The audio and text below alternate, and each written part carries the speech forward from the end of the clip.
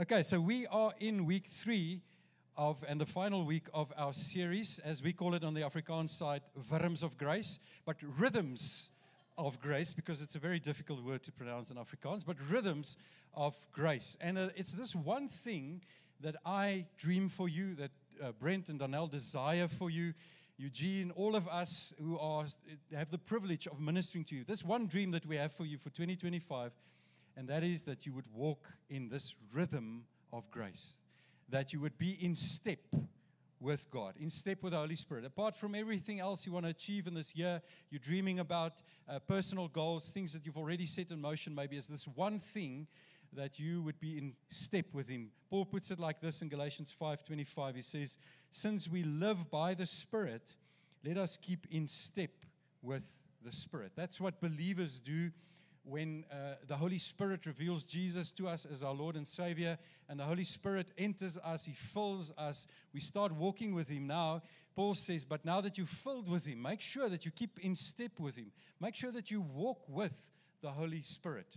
Dallas Willard says, if we want the life of Jesus, we will need to adopt the lifestyle of Jesus. That's quite a logical statement, isn't it? The first time Christians were called Christians, someone looked at them and they said, oh, little Christs, let's call them Christians. So there's something that they saw in Christians and said, oh, they look like this person, Christ, that we saw moving about and ministering. John says in 1 John 2:6, he says, if anyone claims to be in Him, he must walk as Jesus did. 1 John 2:6. If anyone claims to be in Him, he must walk as Jesus did. And so if we look at rhythms of grace and we look at certain practices that Jesus had, we can see clearly from His life that is revealed in the Gospels that Jesus had this rhythm. He had this way of living His life where He often retreated, where He often spent time with His Father. He had a practice as a believer in God. First of all, He practiced the Sabbath. He rested. We spoke about that last week. So Jesus had this practice that all the Jews had, where He observed the Sabbath day. But then He did something else, which is the example to us, is Jesus carved out time to spend with His Father. He set aside time. He disconnected from ministry and from people and from His family so that He could be with His Father, so that after He had been with His Father, He was able to connect in a meaningful and a healthy and a life-giving way to others. And that's what we're going to talk about today. We're going to talk about silence and solitude, which immediately brings to mind a picture of a monk or someone making funny noises or whatever. That's not what it is. We're going to talk about it today. In our language, we speak actually about a quiet time. Silence and solitude. And we're going to spend some time there looking at how Jesus did this and some practical things. We promised you in this week that we're also going to speak a little bit about how you as a parent can help your kid in his or her discipleship in terms of a quiet time. So let's look at a few scriptures and see how Jesus practiced this beautiful thing of silence and solitude. We turn to Mark 1 verse 12 and 13, and there we read, this is now just after John the Baptist baptized Jesus. There's a voice from heaven, the Father saying, this is my beloved Son with whom I'm well pleased. And then we read, the Spirit immediately drove Him out into the wilderness, and He was in the wilderness 40 days being tempted by Satan, and He was with the wild animals, and the angels were ministering to Him. So here's Jesus being driven. The original actually says that the Holy Spirit drove Him. He chased Him almost into the desert. That was a place where Jesus had to be in terms of His relationship with the Father. And so we see even before Jesus' ministry starts that He draws aside, that He goes aside, that He goes somewhere where He can be alone with God. And that's a pattern throughout His life. Now, it's not easy for all people to be alone. All the introverts in the room. All the extroverts in the room. There we go. Woo! Okay, so that's your... So I'm a bit of an introvert. So we don't mind uniting, getting together, making these big congregations alone in our homes, alone in our rooms. That's how an introvert finds strength and inspiration. But I do love people, let me just say that. But Jesus takes time to be alone.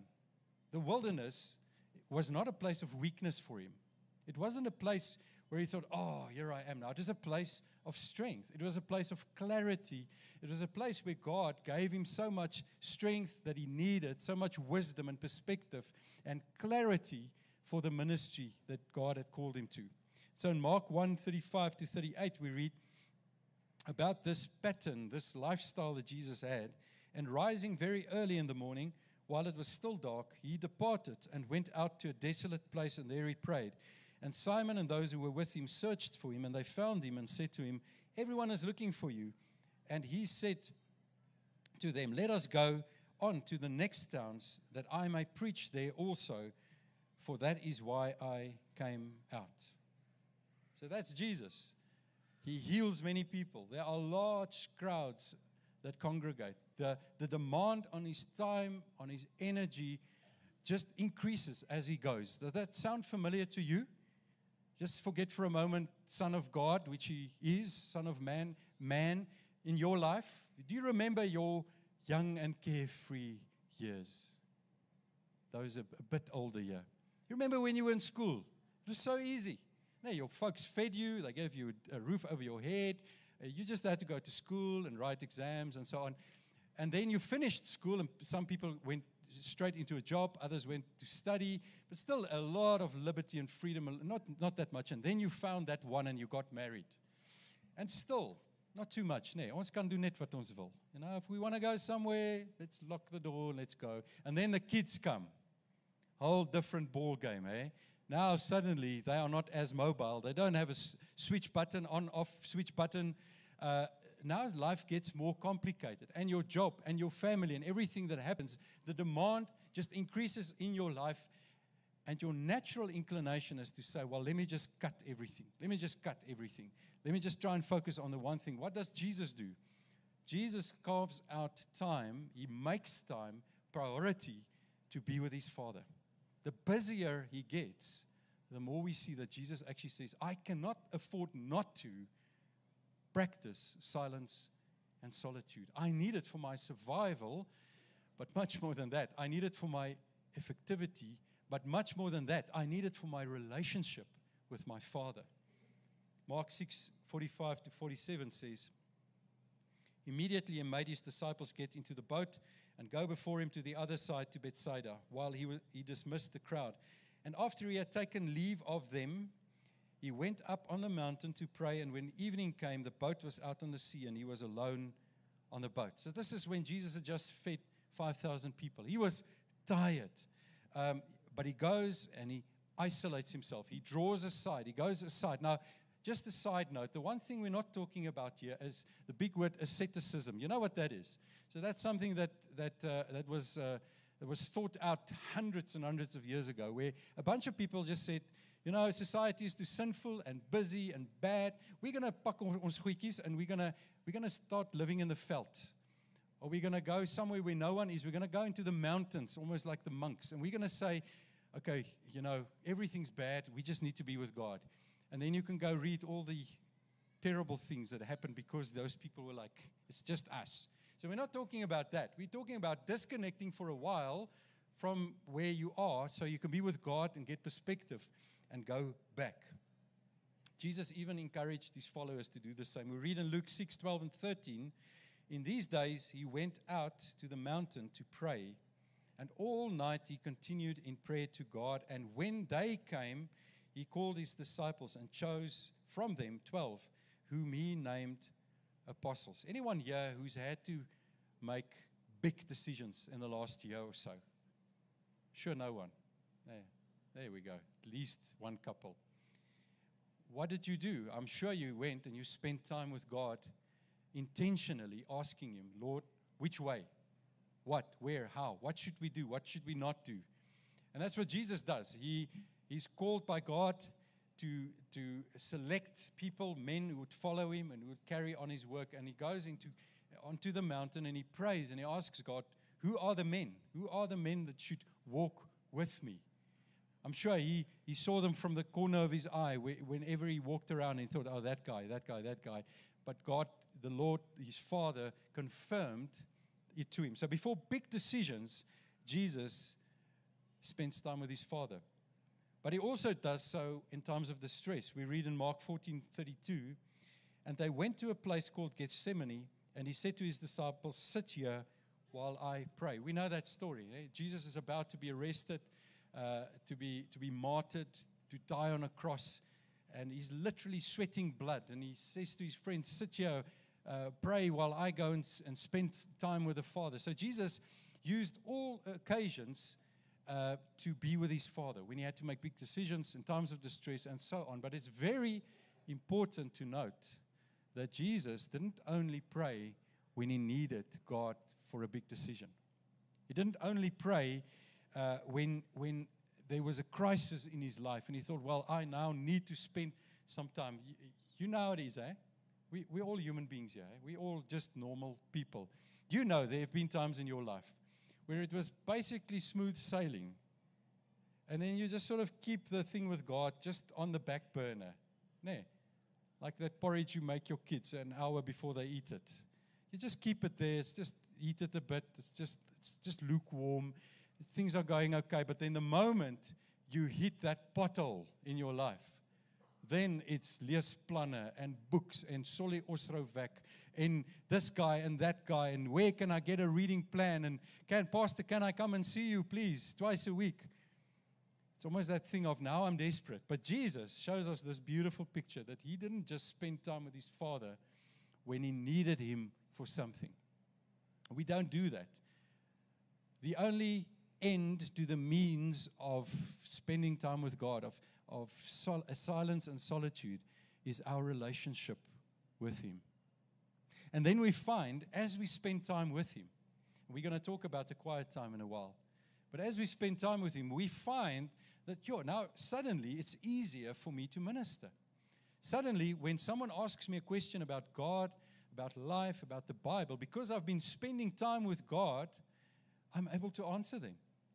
Now, suddenly, because I have been practicing silence and solitude, I just have the right words to say to someone. Or when disaster hits, I'm strong. I'm standing on the firm foundation, Jesus Christ. And this is what Jesus did. He loved times alone with God, the exclusive company of his Father, to spend time with him.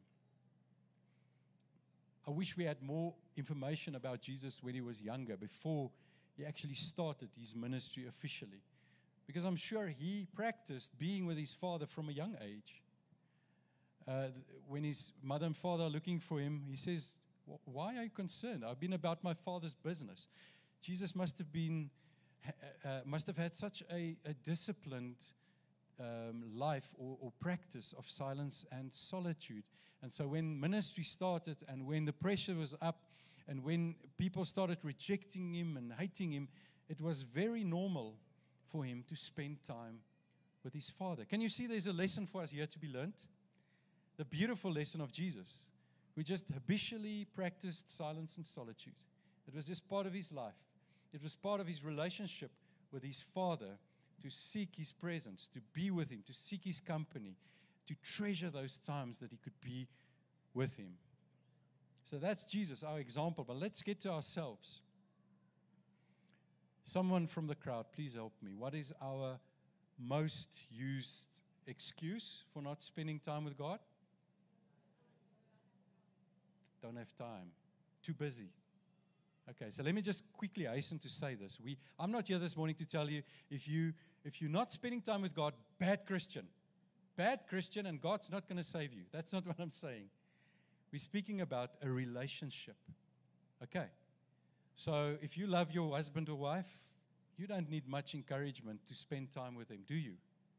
Because you know, you love your wife. You want to be with her. You want to cultivate your relationship. And so, honestly, we have time for the things that we make time for. How's that for a bumper sticker? Back of a toilet door. We make time for the things, what did I say? We have time for the things that we make time for. So it's not a question of time, it's a question of priority. How desperately do I want to be with him? Not be with him to earn brownie points, not to be with him to look all good like a Christian, but how much do I want to be with him? Okay, if you brought your cell phone with you, just lift it up, please. So these things are amazing little computers that travel with us. But I think you'd agree with me that that technology is one of those things that gets in the way of relationships. Full stop. So what do you? There we go. Burn the phones. Burn the phones. We're going to burn them outside. Lekker. Can I have some music? No. So what do you do when you want to relax after a busy, busy day? Scroll. But apart from that, watch TV. Eh?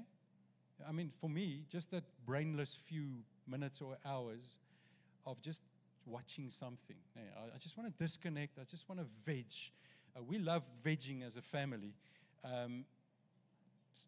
Maybe you can see, but I know I'm kidding. Maybe you can, maybe you can't. But just sitting and doing nothing, it's amazing. But now, when someone comes to you while you're watching TV, say my wife comes to me and she says to me, I need to speak to you about something very, very important. What would be the life-ending decision I don't make there?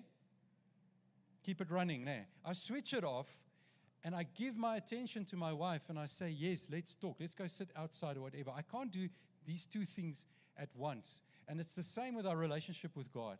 We need to disconnect. We need to say, well, I'm going to now stop this so that I can be with God. Sila and I had to make a decision years ago where we love watching TV, we love entertainment, but we said if time with God is important to us, then we need to create boundaries in our life. We love watching TV, but if we watch it till 10 or 11 at night, op 'n weeksaand, 'n skoolaand, then we don't have the excuse of saying we don't have time for God the next morning. We want to spend time with Him. I want to be up at 5. I want to go to the gym. I want to come back. I want to be in the Word and pray. And if I've been in front of the TV till 11 last night, it's not going to be possible. So it's a very practical thing to say, well, if it's important enough, I will set aside time for it. So can I quickly speak to the parents? Who of the parents here have primary school kids? Let me see. Quite a few. Who of you have kids that have not entered the primary school world yet? Okay. So what do you want to do in terms of your relationship with God? You want to model something to them. Am I right? You want to lead by example. And so even while your kids are still very young and they don't understand much, if they see in your home a certain pattern, a certain way of doing things, and we keep this up, not legalistically, but we keep this up. This is what we do. Somewhere mom and dad are going to go to bed. They're not going to watch TV until midnight. Then it's an example that they see. When our oldest, Helen, was a little baby, she wanted to participate in my quiet times. Any parents with that? Any mums? So I like doing a quiet time at about 5 in the morning, but she liked getting up at 4:30 in the morning. And so the two of us would be together in the room having a quiet time, a very ineffective, very irritating, frustrating time for a parent if you didn't know that before. Suddenly it's this thing. But you know what? Looking back, that was the most amazing thing. It was the most amazing times that I had. Because as she grew up and she saw my and Sila's relationship with Jesus, it was just a thing for her. When Jesus touched her heart and saved her, that's what she wanted to do. She wanted to spend time with Him. And now, maybe you've got a kid of 6 months or a year, maybe a year and a half, 2 years. That's what you want to do. So I sit with my Bible, my notebook. It's notebook number 50-something. I think I have a lot in my study. And I write down. I literally write psalms, modern psalms to God. Not beautiful psalms at all. It's dear mekaar. I'm left-handed also, so I can't even read afterwards what I wrote there. But I write what I'm going through, the things I hate, the things I detest, the objections I have to what God is doing, the things I'm glad about, the things I worship Him for. I write all of that down. Also grocery lists and other things if I'm going to forget it. But it's a conversation that I have with God. Do that. I would even encourage you on a Sunday to bring along a notebook and to write in the notebook, what's God saying to me, unless you've got an amazing memory. But this is the thing, is you want to read the Word of God so that you get to know His word. Last year, Sila and I were hit by a terrible, terrible disaster in our lives. We thought we were going to die. It was terrible. If you want to know, I'll tell you one-on-one. But the one thing that happened, it was in winter, nogal in Bloem, is as we were in bed at night, crying out to God, desperately holding on to one another, the Holy Spirit came and He reminded us of Scripture that we knew. He reminded me of a psalm, and I said to Sila, let's pray. Let's pray this psalm. He reminded me of something in the Word. I said, let's pray. If you don't know it, how can He remind you of it?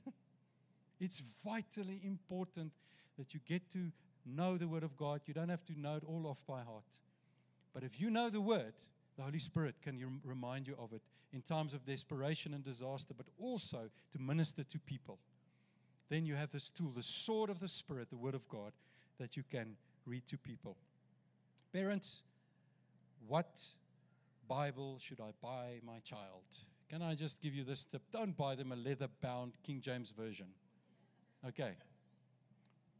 Don't buy them a King James Version. I'll tell you why if you ask me afterwards. Buy them something that's age appropriate. Buy them something that they can handle. For a small little kid, their Bible is a blank piece of paper and a crayon. Buy them something that they can relate to. Get to know your child. What sort of learner is your child? What type of learner is he or she? Kinetic, do they have to always be running around? So as you feed them and they're on the bicycle, you shout Scripture to them?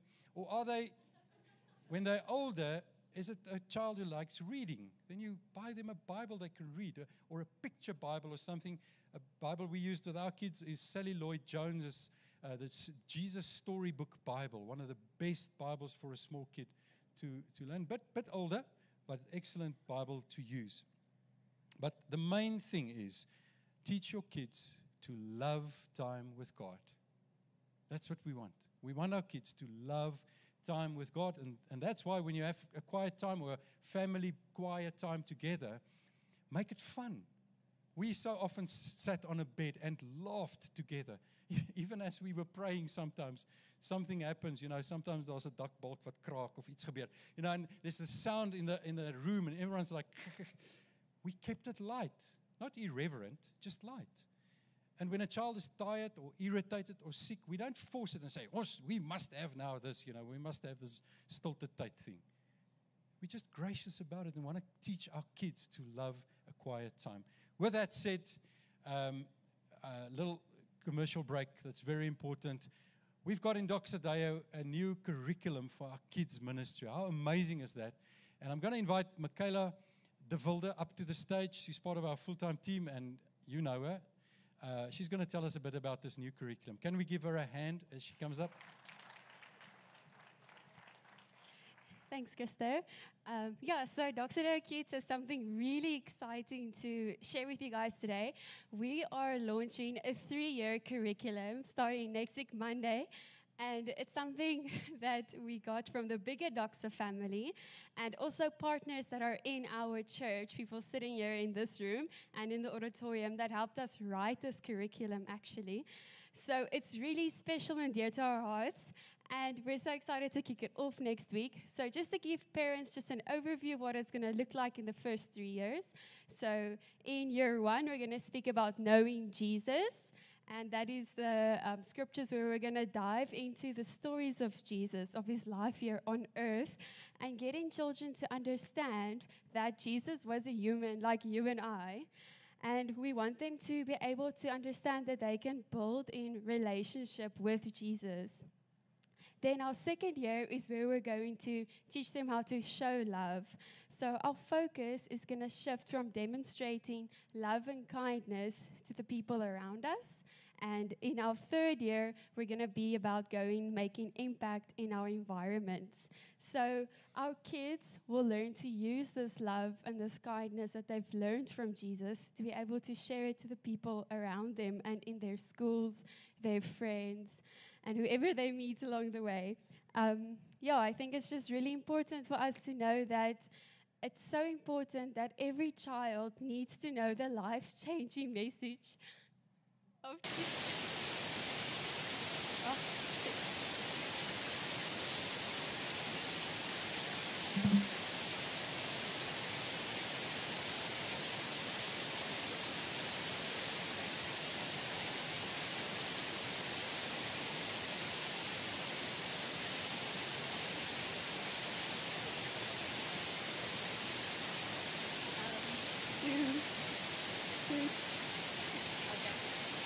Yeah, to really take hands.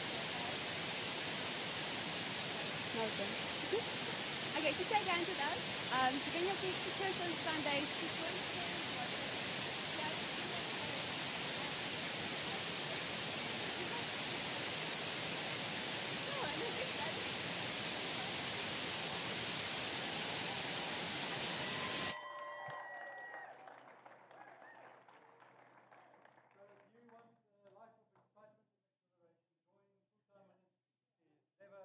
It's never a dull moment. Thanks, Michaela. Can I ask the band to join me on stage? Yaku, will we be able to play the music? Let's get the band to the stage. I want to end off our time together this morning with us having the second component of a quiet time in mind, and that's prayer. We've got Bible reading, and it's never Bible reading as opposed to prayer. It's not the word opposed to the Spirit. It's a integrated picture of I'm reading the Bible, but the end goal is for me to pray, to speak to the Lord. And what do I say to Him? Well, I say to Him what comes to mind. If I'm anxious, I'm scared, I'm afraid, I'm irritated, then I speak to Him about it. If I have a question, I speak to Him about it.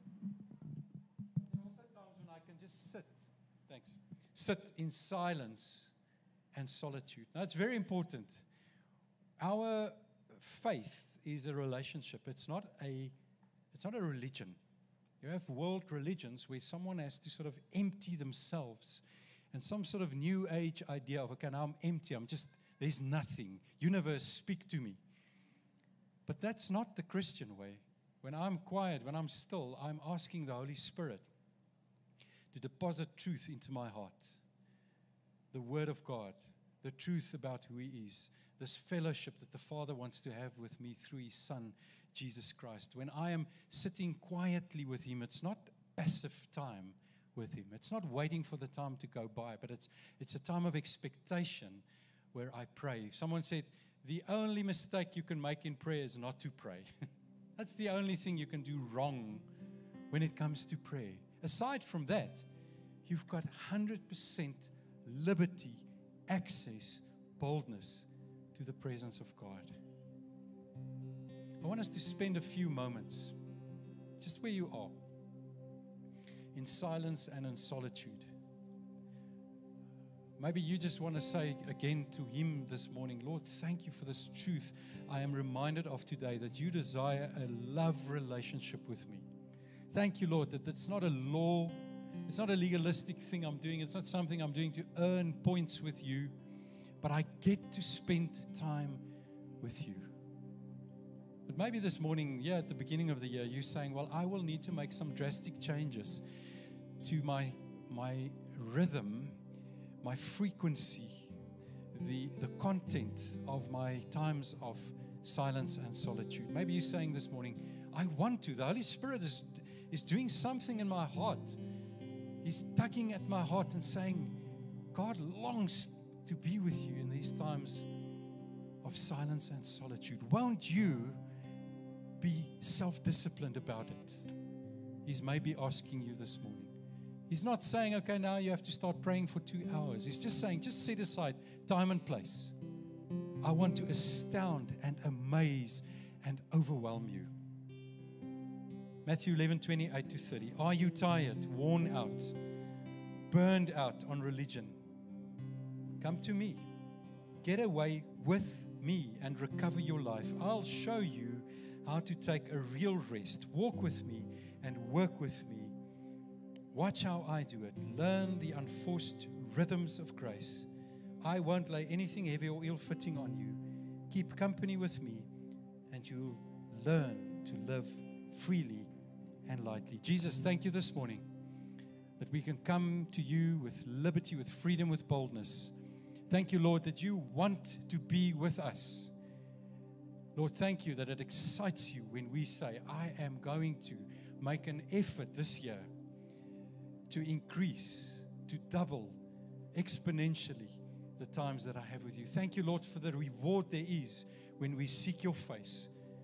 That you, Lord, give us joy, peace, wisdom, understanding. You shower your love on us. We thank you in Jesus' name. Amen.